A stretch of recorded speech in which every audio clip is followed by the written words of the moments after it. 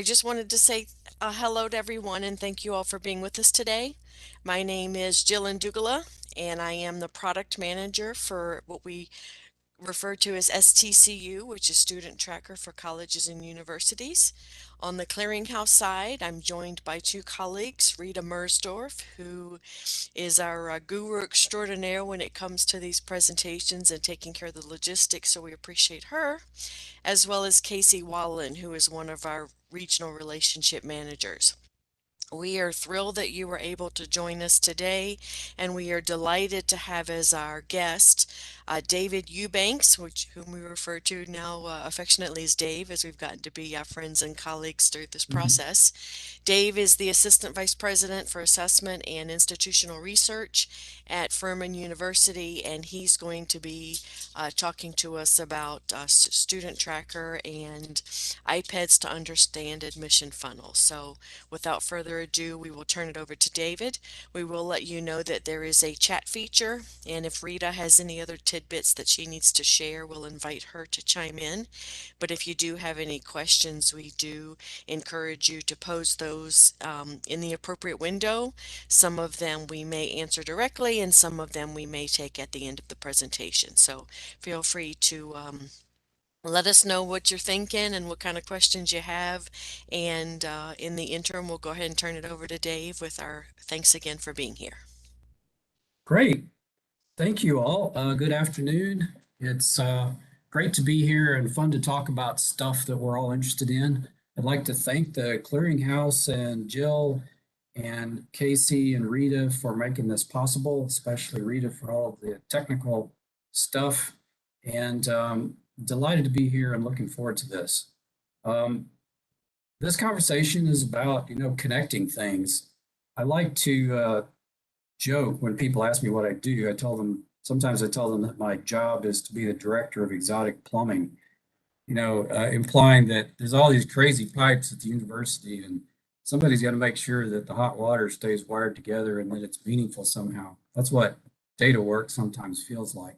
And this talk is about that. It's about connecting a couple of things that on their own are interesting, but when you put them together, it's kind of magic. So, oh, I should mention before I get going too far that I created a discussion board on social media at a free place on Reddit, and I'm going to post with permission the link to it in the chat before I forget. You can find the slides there if you want them later on, or if you want to give them to somebody else conveniently. And I'll watch that board in case you all have follow-up questions or you want to try something out and contribute to the conversation yourself. So. The clearinghouse is really a unique source of data for an institution. There's nowhere else to get certain kinds of information. Not only that, it's very high quality in terms of the reliability of it and the completeness of it. So it's really an extraordinary kind of data source that, I think most industries that are using data to make decisions would be very envious of. Our ability to track what happens to students to see, plausibly what was our effect in those trajectories is quite amazing. And sometimes it can be overwhelming because there's so much choice and so much data. So I'm going to narrow the scope to talk about one particular type of data that we use out of the clearinghouse, and it's a declined admissions query. Now, I want to say up front that I am by no means an expert on all this stuff, so there are experts on this call that can jump in if I say something that's wrong. But declined admissions can mean a couple of things. It can mean that we declined the students' admissions material, or it could mean that we admitted them and they declined us. They chose not to attend. And I will talk about the latter case, and I'm going to call those, for clarity, I'm going to call those lost admits. So we had students apply, we liked their qualifications, we said, yes, you're admitted, but then ultimately they didn't enroll. And typically, the percentage of admits who choose not to attend is going to be greater than 50% at most institutions. So it's a sizable data set. So we we know who those students are, and what the Clearinghouse helps us understand is, where did they go? If they didn't come to our institution, many of them, most of them probably will go somewhere else to some other institution. What are the characteristics of that institution that they went to, and how does that help us understand our admissions process? A frequent way to do that would be to just look at the top schools in that list. Here's our top 10 cross admit schools or something like that. And then try to infer from that some generalized generalized conclusion about loss admits. But in fact, it's like a power distribution or something. You've got a few schools where a lot of students will go, but then you've got this long tail, lots and lots of schools where only a few students go. We don't want to ignore all the data. So that's one of the plumbing pieces, the National Student Clearinghouse. Another one is we know things about the students because they applied. And you can see on the right there, we use Slate, and you can see some of the data fields that we collect from Slate admissions materials, Common App for us as a primary source. And all of this gets sucked into our data warehouse and institutional research, so we can pull it out by student ID. So all the things you normally think of, their academic qualifications, demographics, some financial aid type information, where they're from, and so on. And for us, in our context, we're primarily interested in first-time, full-time freshmen. That may not be the case for you, but just so you can contextualize where I'm coming from this talk, it's mostly going to be concerned with first-time, full-time freshmen or cohort students.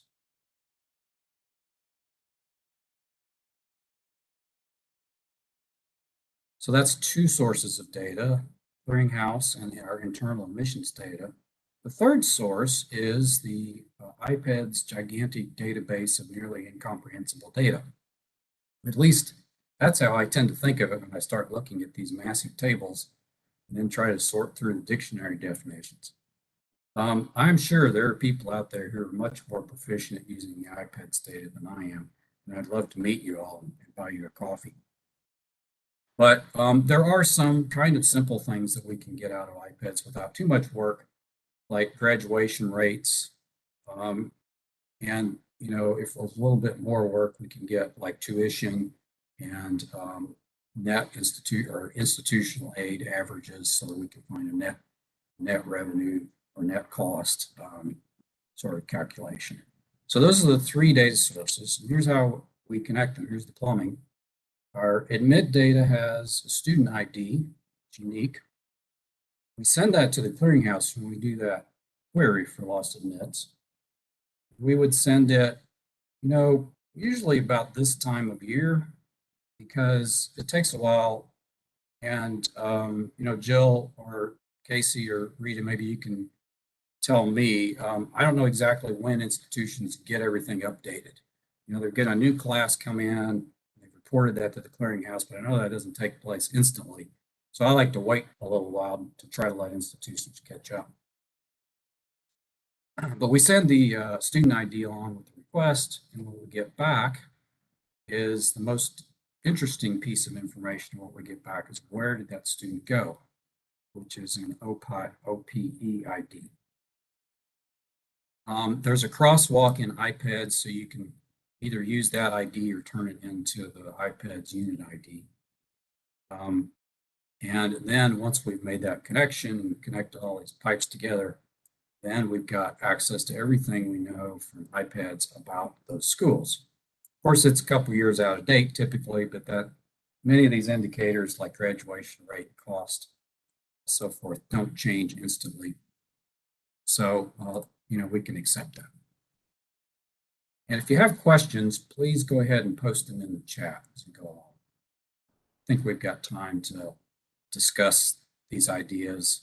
If something I say doesn't make sense, or you've got to follow, so please.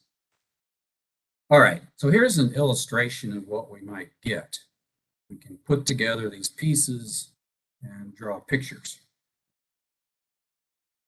What this particular picture is our assessment And I want to say up front that these slides that I'm showing you with data on them are partly real data and partly made up data, because I don't want to give away all of Furman's secrets, obviously.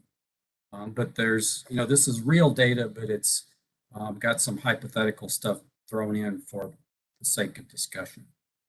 So for us, the admissions department assigns a rating based on high school transcripts, standardized tests, admissions, ratings, interviews, all that. I'm not sure what goes all into that secret sauce, but it's a 2 to 7 scale. These charts were created in R using ggplot. You might have a different scale for admissions. You might use standardized tests. You might use high school GPA that's normalized somehow, or something else. There are multiple ways that you can create the admissions scale. Surprisingly to me, the admissions rating that admissions creates is actually pretty good at things like predicting first-year college GPA and so forth. So I'm just going to use that. 2 is low and 7 is high. So that means that generally, on average, students with higher ratings are going to be more academically prepared for college, and therefore will have more opportunities, may have opportunity to get merit aid, and so they are generally the ones that are the most desirable in the most elite type colleges. The 2 lines here are kind of crude interpolants of the blue dots and the red dots. Those represent individual institutions that our lost admits attended. So every dot on there is some college that we lost students to at the end of the admissions cycle. The blue ones are public, the pink ones are private. Now imagine, well, let me say what the y-axis is. The y-axis is 4-year graduation rate, which is a quick proxy for institutional success rates. It correlates with, within the privates, it correlates with U.S. News Rank and endowment. It correlates at the socioeconomic level with outcomes of students like career earnings and things like that. So it's a quick, although obviously approximate proxy for institutional quality in those characteristics I just described. Wouldn't work for a community college that doesn't care about graduation rates that are in the transfer. But for our sort of institution, it does make sense. So the dashed line is a hypothetical institution that represents us in this scenario. So that's our school that we're talking about. Let's imagine that we're a public university and this is our admissions picture. That dashed line kind of goes through the middle of the publics. Most of the publics are a little bit below, but there are some that are above. And then we've got a bunch of private competition we're losing students to out on that pink line up above. So there's a couple of really interesting questions here. First of all, why should there be 2 lines at all? Why wouldn't they overlap? That would be a different line for publics than privates. 4-year grad rate is pulled from it. The admissions rating is assigned on our end during the admissions process. You probably have something equivalent, maybe based on high school GPA or something. I use 4-year grad rate, by the way, because it's the one with the least lag. I don't want to use 6-year because then it's 2 years older. Anyway, in my thinking about this, probably there's a couple of things going on that make these 2 lines separate. One is that the private colleges might have different or more stringent admissions requirements. So some students couldn't get in, perhaps. Or I think probably more significant is the cost difference on average between privates and publics. If that's the case, if that's significant, it suggests that students are opting for cost savings, and what they're giving up is some graduation rate. And if so, that's a really interesting insight into our admissions process. We've got students who are on that bubble of deciding, is the value of the private institution worth it?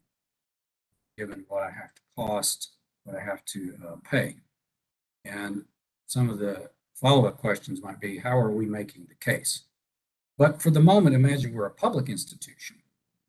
So we look okay compared to the other publics in here, but we're losing a lot of students to the privates. That might be a good thing because those schools are on average a lot better than we are judged by graduation rate.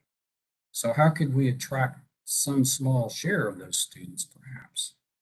Maybe we could argue to them, hey, yeah, our graduation rate's this, but look, we've got this honors program. If you look at just the honors program, it's small and the students are very successful. And you're getting essentially a private education in this honors program. It's just as good as what you get at one of those red line schools, except you're paying $20,000 less a year. Have I convinced you yet? This is all sort of made up at this point, but I'm just illustrating the kinds of conversations that we could have between institutional research and enrollment about this kind of data that goes way beyond what's our top 3 schools and how do we stack up against them. Got another one of these later that I'll present as a quiz so you can decipher it for yourself.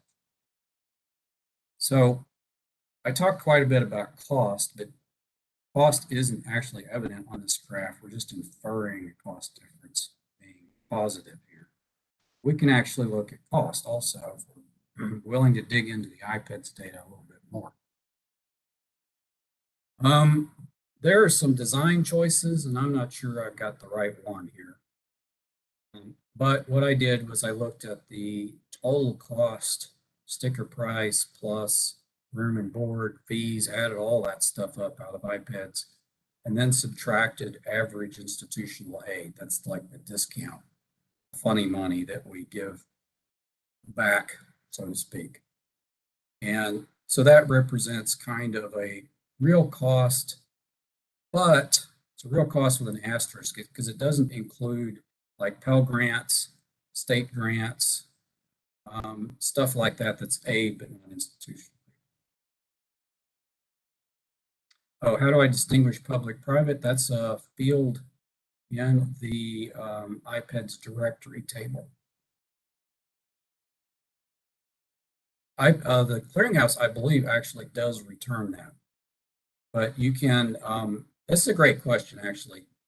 In addition to breaking up the data by public and private in the IPEDs characteristic or directory table, there are several breakdowns by Carnegie classification, by size, by rural city, rural urban, all sorts of things. So if you wanted to break this, your individual situation may be such that you would want to see we're a small rural school. How do we compete against the urban schools, or how are we competing? Those kinds of questions are perhaps addressable by using some of those other characteristic variables. Great question. And again, it's linked because once you've got the school's unit ID, that unique identifier, then you've got access to all of that.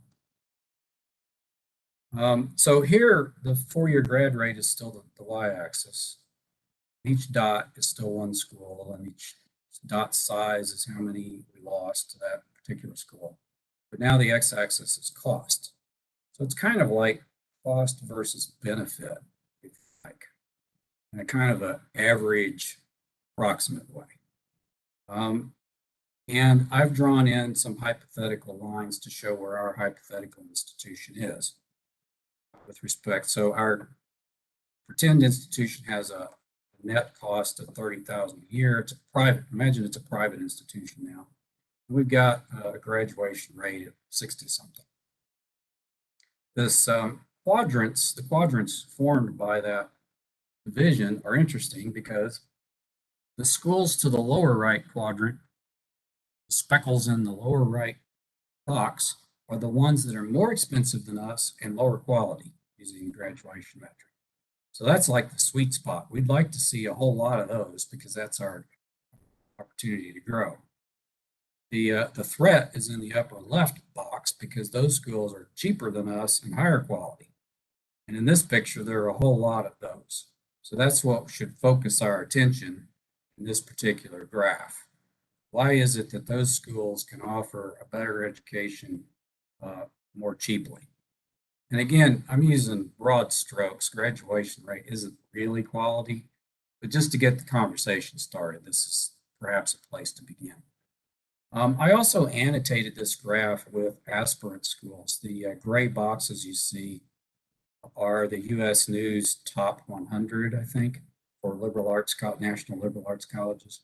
So if you've got a set of, like a peer group of schools that you'd like to be like, you can annotate the graph this way too. And this would say that, well, we might like to be like those schools and we're priced right, but our graduation rate's too low to compete with them. So, questions?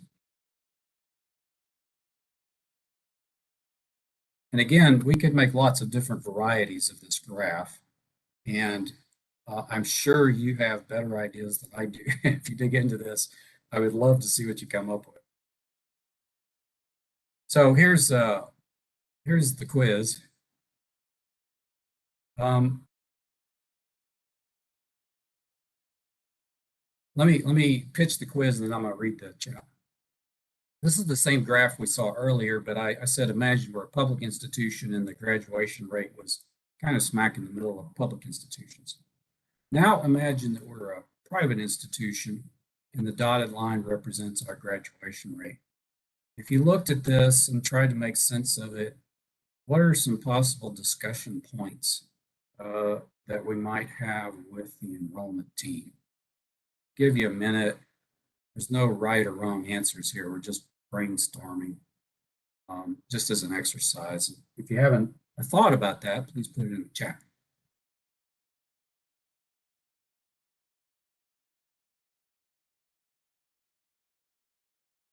And Dave, this is Jill. While folks are ruminating on that question, there was a question posed asking whether you had any ideas for analyzing quote unquote, oh, I see it disappeared 1 second, admission quality going forward with so many schools going test optional. Wondered if you had any thoughts on that. Oh, I didn't see that one. Right, the test optional thing. I don't know if that shows up in IPEDs. Maybe somebody else on the call knows if there's a data point that's being collected now that tells us about that. I'm trying to think, maybe the percent of scores submitted, don't know. It's a great question because it is going to change how schools assess the admissions attractiveness of candidates. We are a test optional school, and around I'd say 15% of our admissions students who apply are applying as test optional. So that's a great question. I haven't thought about it. I don't have a great answer for you.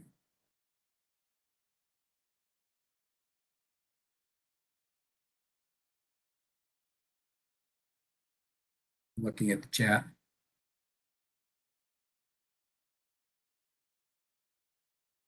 We have a method to normalize the data to account for the difference in student pools.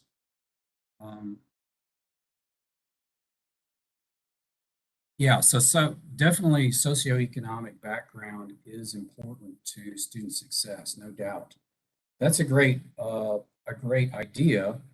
How could we take that into account? I think probably at that point we've got to make it more complicated than we can graph easily. So, very often in life we've got an outcome variable we care about that's caused by more than one thing. So we would probably move to a regression model at that point. And we could try to include in the regression model the average family income for the county that the school's in or something like that. I've had some success with that method in modeling faculty salaries, for example. Haven't tried it with this. There probably is some IPEDS data like on percent Pell recipients that would get at socioeconomics. In fact, I think there are financial aid statistics in income bands. That's not universally reported, but if you've got enough data on how many students are in each income band, then those could be explanatory variables in here. Yeah, that'd be great. I'd love to see a paper on that. Yeah, Dave, this is Jill again. There's been a request in the chat to ask if you don't mind when we're answering a question to please pose the question and then give the answer because the questions are coming in just to the panelists and the attendees are not able to see them. So if we could give that context, that Oh, would be I'm helpful. sorry. I Yes. wasn't thinking about that either, but somebody made that suggestion and it's a really good one. So I just wanted to ask if you could do that going forward. Thank you Yes, so of course. much. Thank you. I see now on the to field it says all panelists. It doesn't say everybody. Apologize. Um, the last question that I answered about socioeconomics was how could we take socioeconomics into account because it definitely affects graduation rates. I mean, a stellar example would be Berea College. They intentionally recruit students from Appalachia as their mission, and that definitely affects the graduation rate. So I think there are probably some good inputs from IPEDs to take that into account. But as I said, we've got to, at that point, we probably want to start making regression models and then figure out what to graph after that so we can communicate. Somebody says, in the use of our predictive models, we've found no significant variables for family income. Yeah, it's going to depend probably on your particular pool. For us, the most important student success indicator is academic preparation, but socioeconomics definitely figures. Question, if we're using 4-year grad rate in our quiz, wouldn't our grad rate have a bar that matched the differing levels from admissions 2 through 5? Sort of.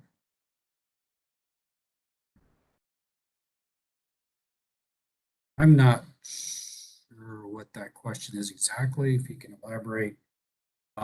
Since I just made this up, it's possible that this scenario doesn't make any sense.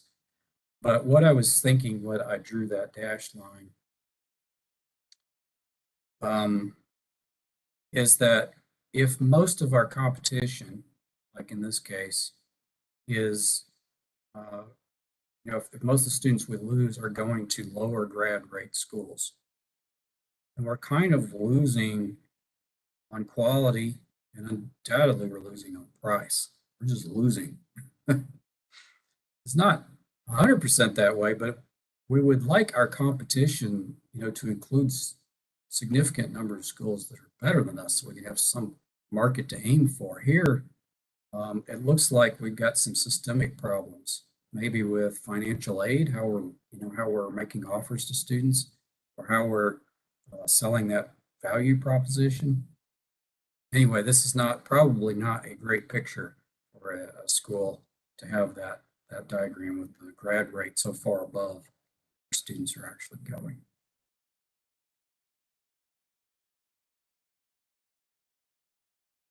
Reading.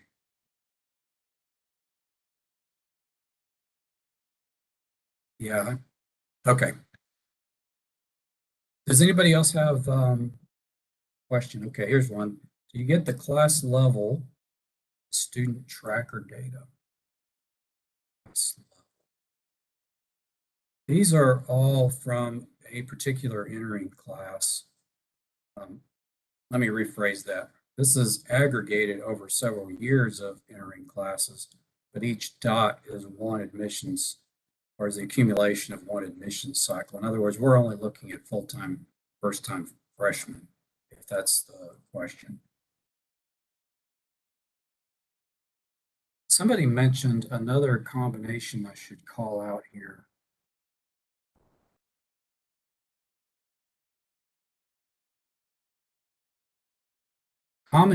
Somebody mentions that common data set has data elements like high school GPA that could be useful.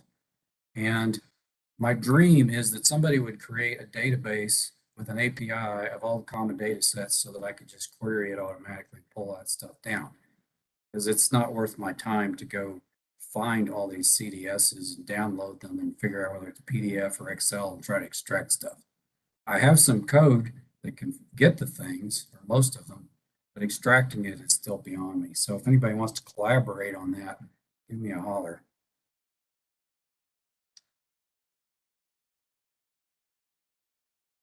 Someone says that IPEDs has a field for percent of new students submitting a score. So that gets back to the test optional question. Great observation. I did not recall that.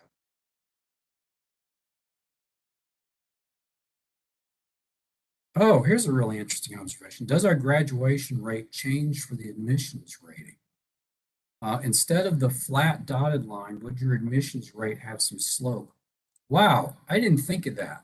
I mean, this pays for the session right here. Of course it would. So our lower admissions ratings would have a lower graduation rate. So our dotted line should actually be sloped too. When I get off this call, I'm going to go back and fix my report so that works. That's great. Thank you. So that would definitely change our interpretation of some of these graphs and improve the visibility of how we can paint all this data on one page by allowing our own admissions rating to influence graduation rate instead of presenting a gross average across there. Oops. Hi, Dave. This is Jill again. So we have another question that says, how have you handled small subsets of class data? For example, if you parse the data by major. You have any thoughts? Haven't done, yeah, so I have not tried to parse this by major. This, honestly, within the last year has been my first attempt to really dig into this data. It took some plumbing because I needed to get the data warehouse in shape to have all this stuff in it. I don't like to just dump a bunch of CSV files in a folder and then start to work anymore. Just don't have time for that. So I had to do a lot of prep work to get like all of the IPEDs data we now ingest into our data warehouse. And then I build functions that make it easy to get things like graduation rates. And all of that plumbing took some time. So that's a great question. Could we disaggregate by, well, not just major, we could look at gender, we could look at in-state, out-of-state, all of the things we know about students, all the things we know about institutions. Lots and lots of interesting questions there.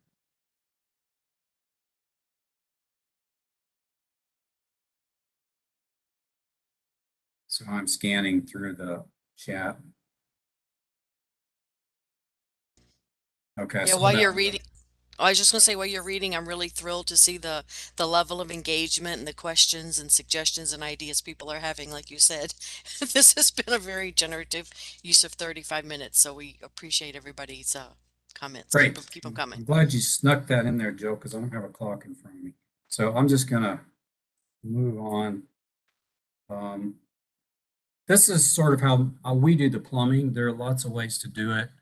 I have concluded that it's not worth my time to spend time in front of Excel much anymore. So I don't use Excel much anymore, except to just pull up something and look at it, because I want it to be reproducible and automated as much as possible. My metaphor is that a lot of our work is like being in a leaky rowboat. We spend most of our time just bailing it, right? We don't get anywhere. And every once in a while, between bails, we grab the oars and row a little bit. So I'm trying to move toward more rowing and less bailing. And that means automating as much as possible where it's reasonable to do so. So we use R in RStudio, and in particular, the tidyverse set of functions makes R very understandable for IR people. There are lots of ways to get information about that. I do free workshops once in a while. Drop me a line if you're interested. Also, there is a National Student Clearinghouse library for R that preps the files, the upload files, so you don't have to spend a lot of time trying to get that format just right. Last time I did this, last week, ran one of these, my total time invested is probably 5 minutes. I just went in, changed a couple of parameters, ran it, went to the FTP site, uploaded it. And we use the SQL Server for our database in the back end. One of the advantages of using RStudio is you can write reports right in the interface. So you can see what's in front of you. There's actually part of a report where the text is in there, and when you need a graph, you just specify how the graph gets generated rather than generating it and sticking an image of it in there. because inevitably it needs to be changed at some point. And it's just quicker to specify how the graph gets generated or the table rather than going out and running some other process to generate it. Last thing I'll say is you can take all these ideas and turn them into an interactive report engine. I did this because I kept getting so many questions about US news and these strategic indicators. So this is an app that runs off of IPEDs data, and I include the National Student Clearinghouse lost admits stuff. That's the connection to this talk. It's that dotted line on these graphs. So I can plot our trajectory over time with respect to per student cost of instruction, for example, in the top left graph there. And that, because the board cares about US news a lot, I put US news rankings on average. And then I can also add where our lost admits are, sort of where our local competition is at the point where we are now. So all of that context is easy to put in one graph. And once we've got that infrastructure, we can graph basically anything that's in IPEDs, US News, the athletics database, or whatever else we want to connect it up to. So that's a bonus. So that's my contact. Please do reach out. I love to make new friends and learn new ideas. I've already got some new ideas from your questions. So love to stay in touch. And thanks again, Jill and everyone at the Clearinghouse for making this possible. Absolutely. And again, the lion's share was done by Rita, so we really appreciate her work on this. We will stick around for a few minutes. It's me and Casey Wallen, one of our relationship managers, as well as Rita, and then we'll ask Dave to stay as long as he can. So if you have any other questions, feel free to pose them in the chat box, and we'll do our best to get you some help. And we want to thank Dave immensely for his time and efforts in not only sharing this information, but prepping and delivering today and being so attentive to those questions. So to him and all of our participants, many thanks for your time today. Thank you for all the nice comments. I need to particularly thank Rita for making the slides pretty because my original slides were not very pretty. We really appreciated it. And we do have a couple of questions. The first one we might have already hit, and I just missed it and didn't mark it off. So do you use Slate to pull IPEDs data into your warehouse? No, the Slate data has an interface where I can pull in the admissions data. And then for IPEDs, I go to the IPED site and I grab one of the options is the access database, which has all of the tables in it. This is not a very efficient way to do it. I've got to find a better way to do it. But so then we pull over all the IPEDs tables one at a time. I've got to automate that. There are other ways you could do it, but they are separate operations.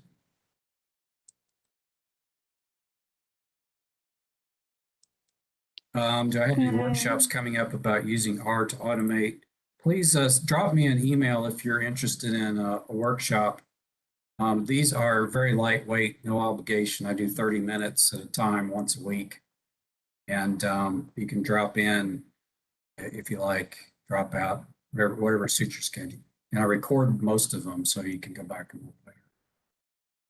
I think you're our new star, David, because I see lots and lots of fabulous comments in the chat about thank you. This is great, excellent work. So we are definitely indebted to you for your time today. Go ahead, Rita. Sorry. And then we've already answered this. The final report was constructed in R. Yes. This is my folder with tickets. This is all the jobs. We use Jira, Jiri. I pay $11 a month for a ticket system so I can keep my sanity because I have a brain like a goldfish. And so every job like that lost admit report gets a folder. This is an R project. And the tools we have, and they're all free. These tools are amazing. The problem is to stop bailing long enough to learn how to row more efficiently. That's our problem. That's why I hope as a community we can share ideas. Like there's an IR director who created that Clearinghouse R package, which has saved me an enormous amount of time. I wrote to him and thanked him for it, but it's an example of how we can, how we can collaborate to save each other time. Hey, David, I see David Onder on there. Okay, so you can contact David Onder too, because he is a wizard with this kind of stuff.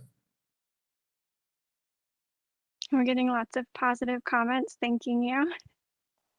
And then the other question we have is asking about, is there an API for StudentTracker to automate the upload, download of files? Oh, I'm so glad somebody asked this question. For those of you that haven't heard, and don't know, we are working on what I like to call StudentTracker Next Generation. It is going to be released sometime next year, starting with the high school market, and then the college market will come later.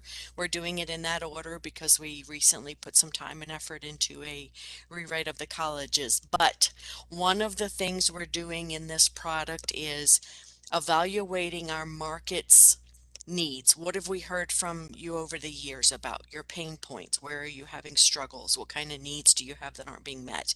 And we are very much trying to address them in this new product. It's going to be much more interactive, intuitive, easier to access. And one of the things that we have heard from folks is the upload and download process is very clunky, it's very rigid, it's very tedious.